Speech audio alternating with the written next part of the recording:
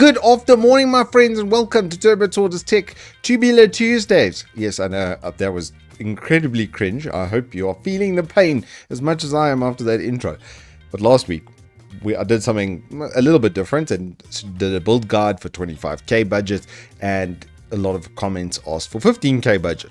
So I'm going to do this basically once every 3 months, and then we'll look at what the best stuff on special is at that point in time, and then back-to-back weeks I'll do like 15k, 25k, and 35k, and perhaps a no holes barred what is the best you can get, like rand versus performance build as well, like just a best of in category or best of the bunch setup, you know, the best in slot, as it were, like we're building a Diablo character.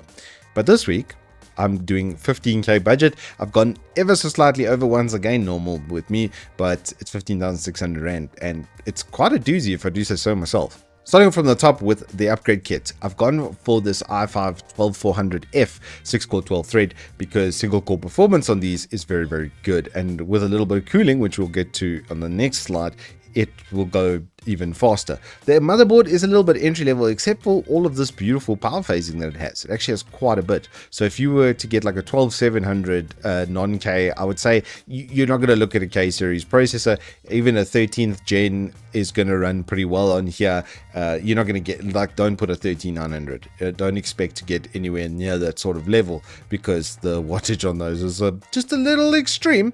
And our cooler as well, while it is a significant upgrade, its limit's going to be about that entry-level i7 sort of setup. But as I said, 6-core 12-thread, 18 meg cache, but a 4.4 gigahertz turbo, 117 watts. So it doesn't produce an uber amount of heat as well. It's kind of nice. The RAM we've upgraded with the, I believe it was the Bolt XR, which is the non-RGB version of this RAM. You can get the RGB version. There's no real performance difference. I used the exact 3600 megahertz kit with that. Nice thing about Intel is you can still get DDR4 on those entry-level chips, on these entry-level motherboards. And then it's a basic motherboard. There's nothing too like overwrought with it. It's got enough kind of connectivity advantage on the VGA, although this is the F series chip, so it means it doesn't have an onboard graphics card. So just expect that you're going to have to use this with a graphics card at all times. But it does have an NVMe slot above the GPU, which is going to be nice for our storage solution.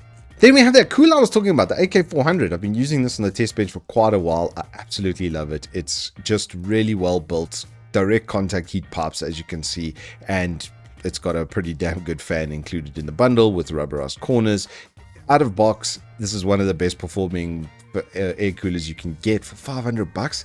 This thing's practically unbeatable. Yes, it doesn't have RGB and doesn't have the flashy lights, but as far as performance goes, the rand per wattage of cooling over here is really good. You can see it's 220 watt heat dissipation, and I've actually tested it on my 13600K at that temp, and it still had the boost clocks right up there. Yes, at 99 degrees, but it didn't thermal throttle, so it does work as quoted.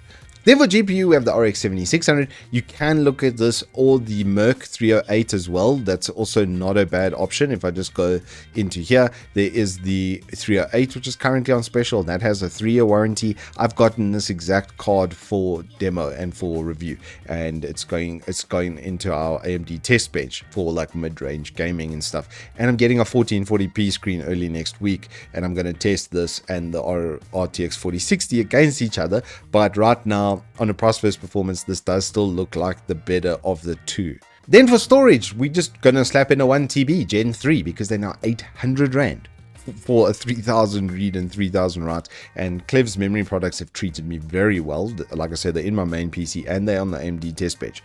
I have a data XPG for the DDR5, but everything DDR4 that I've been working with over the last nearly 3 years with Evetech, on this RAM at least, I've been with Evetech for 3.5 years now, has been with Clev, and I haven't had a single DIMM fail on me. So I can only think that with a 5-year warranty, they're very confident in the storage product as well. Then for power, I went a little bit more premium, because if you're going to upgrade your graphics card and your CPU in the future, it's going to suck if you have to spend money again selling an old power supply or giving it away or something, and then buying this and adding another 1,000 rand to your build price, as it were.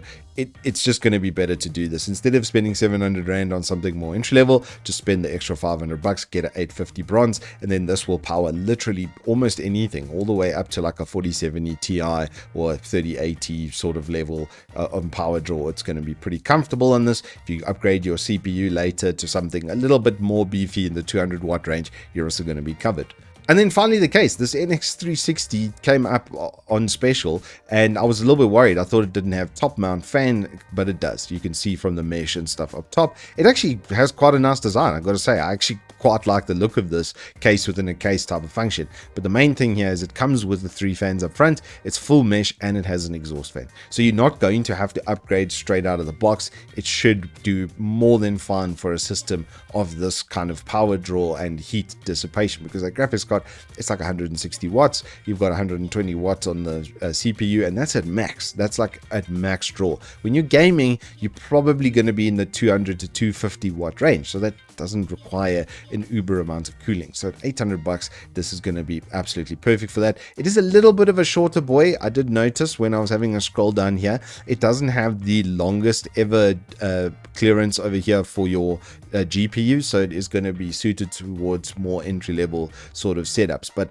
at 800 bucks, I mean, GPU max length 290, it still can fit in something pretty decent. But at 800 Rand with pre-installed fans as well, it is very, very well priced.